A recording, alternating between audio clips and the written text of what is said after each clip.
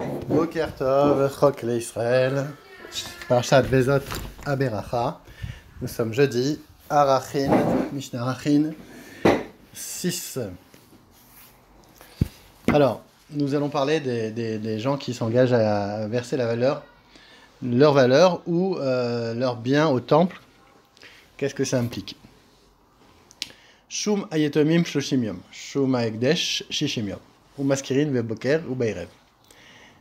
Alors, donc, quand un tribunal rabbinique, donc bien entendu un beddin, doit procéder à la vente des biens d'un étomim, par exemple, pour payer les biens de leur père, ou quelqu'un qui a évalué un champ, quelqu'un qui a donné un champ en Ekdesh, donc on doit faire une évaluation.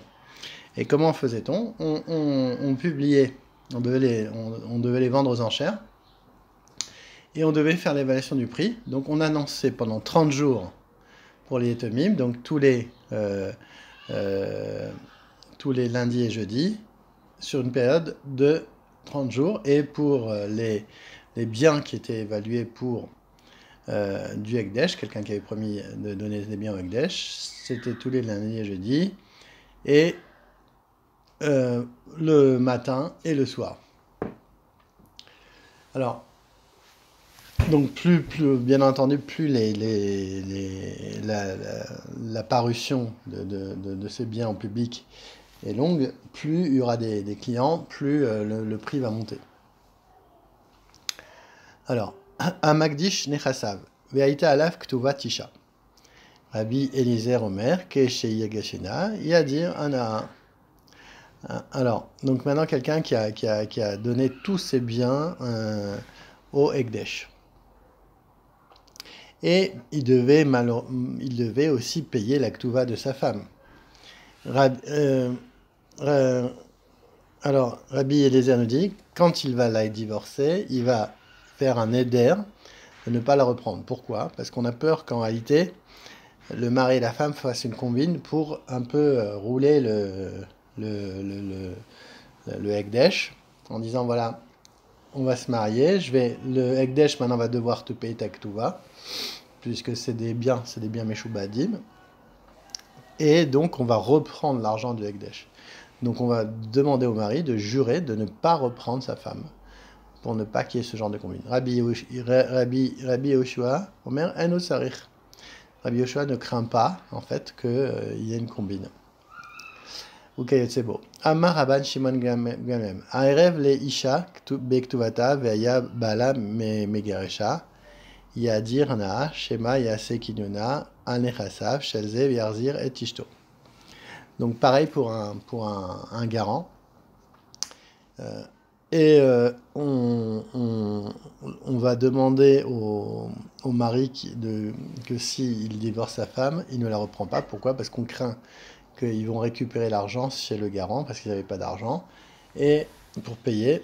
Et donc le garant va se faire avoir et il va reprendre ensuite sa femme. Donc on va lui faire jurer qu'il ne peut plus réépouser sa femme. Mishnabet. Amagdish nechasa ve'aita alaf ktuva tisha ou balchov. En aisha yechola legivot ktuvata mina ekdesh. Velo balchov et rovo. Et là, apodé almenat liten leisha ktuvata le balchov et rovo. Donc celui qui a été Magdish, qui a pris tous ses biens et qui les a donnés, qui a fait un vœu de les donner au Ekdesh, au temple. Alors, et il y avait deux personnes à qui il devait de l'argent, donc sa femme et un balchov, donc un créancier. Alors, les deux ne pourront pas reprendre leur argent du Ekdesh.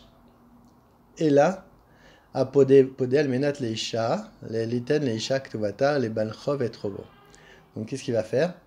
On demande au mari de racheter tout ça pour une somme modique, afin que donc les gens ne disent pas on peut sortir de l'argent du Ekdesh sans faire le pidyon. Donc on va demander au mari d'être podé, de rajouter un peu pour acheter son Ekdesh. Et pour ne pas dénigrer le Hekdesh, pour ne pas que les gens disent on peut faire sortir des choses du Hekdesh sans payer, sans faire de pidyon. Alors maintenant, Ikdish Tisha Mane Vayach Chovo Mea Mane. Mosif Od Dinar, Upode Bo et Nechassim Alelu, Almenat Liten et Shaktuata, les Balchov et Chovo. Pareil, donc qu'un homme, il avait donc 9000 zouz, et il en devait 10 000 à sa femme et au Hekdesh. Donc en réalité, le Hekdesh va se retrouver avec un chov presque, puisqu'il en doit moins de 10 000. Donc on va demander au créancier de lui prêter un dinar, et il va racheter ses biens de manière symbolique, et ensuite il paiera à sa femme le paiement donc la ketouba, et au créancier sa dette, pour ne pas dénigrer le Hekdesh. Mishnah Gimel, Afal Pishamu Chayav Arachin Memashkenin Otan, Notimlo, Mazon Shoshim Yom. Vekisut Shnaim Asar Chodesh, Umita, Meutzat, Vesandalat, Tfilin, Lo Aval Lo Leishto Velo Lebanav, Imaya Uman Notimlo Shne Kelim Umanuto, Umanut, Mikol Min Vamin. Charash Notimlo Shne Matzadin Ushte Magerot, Rabbi Eliezer Omer. Imaya Ikar, Notimlo et Simdo, Ramar, Notimlo et Ramoro. Donc, on a vu que précédemment que quand on prend des gages, à celui qui ne tient pas donc parole de verser au temple le RR de sa personne, donc la valeur de sa personne, alors on lui laisse quand même donc de quoi vivre, donc des provisions pour 30 jours, des vêtements pour 12 mois, son lit avec toute la literie, des chaussures et des téphilines. Aussi lui manque l'un de ces objets, on lui permet de garder l'argent nécessaire pour l'acheter. En revanche, on ne laisse rien pour sa femme et ses enfants. Maintenant, si c'est un artisan, on demande de lui laisser 2 spécimens de 2 outils indispensables à l'exercice de son métier, pour qu'il lui en reste un si l'autre se casse. Par exemple, 2 hachettes et 2 scies, un menuisier. Rabbi Eliezer, on laisse un paysan 2 bœufs pour étirer la charrue, et on permet à un ânier de garder son âne. 4e Mishnah. Aya lo min echad merube ou min echad muat. En omrim lo limkor min merube likach lo min muat. Et la notim lo shte minim min merube vekol sheyesh lo min muat. Amagdish et nechasa malin et lo et filav. Donc quand un artisan refusant de payer donc la somme qu'il a promise au temple, et qui possède plusieurs spécimens d'un certain outil et un seul exemplaire d'un autre instrument, on ne lui demande pas de vendre l'un des objets superflus pour acheter un second spécimen de l'autre instrument. 2 de ces objets sont laissés à la disposition, ainsi que l'autre instrument. Maintenant, quand un homme consacre tous ses biens au temple, ses téphilines sont comptés parmi eux, et il doit lui-même les racheter. Mishnah Hey. Echad amagdish et nechasav, echad amarich et atzmo. En lo bikstut tishto, velo bikstut bana, velo betseva shebetzaan nishman, velo besandalin chadashin shelakran nimshman, afalpi sheamru avadim, nimkarim beksutan leshevar, vim tilkach lo ksut, meshoshim dinar, mashbiachu, mane, vichen para, sheim matin imotale atlis, meshabachati, vichen meraglim, im alinotan.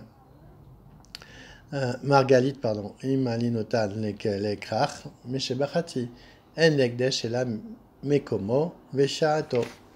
Donc celui qui consacre tous ses biens au temple ou la valeur de sa personne peut conserver les vêtements de sa femme et de ses enfants, la teinture ayant servi à teindre leurs habits ou les chaussures achetées à leur intention, même s'ils ne les ont pas encore portées. On a dit ailleurs qu'un maître vendant son esclave a le droit de lui mettre un beau vêtement pour lui donner une meilleure apparence et augmenter sa valeur. Par exemple, le prix d'un esclave peut augmenter d'un mané de 100 dinars grâce à un habit de 3 dinars. De même, une vache vendue plus cher si on attend le jour du marché. On obtiendra un meilleur prix pour une pierre précieuse si on la porte dans une grande ville, où se rend un grand nombre de marchands. Néanmoins, quand on a consacré une pierre précieuse au temple, il faut la racheter à son prix au même endroit. Et pour l'esclave, on prend comme référence sa valeur au moment du rachat. Cette règle déduite du verset « il donnera son RR ce jour-là ». Du mot « ce jour-là » s'applique par la crainte que l'ajournement du rachat en vue d'obtenir un meilleur prix entraîne en définitive une perte pour le trésor du temple en raison d'une baisse imprévue.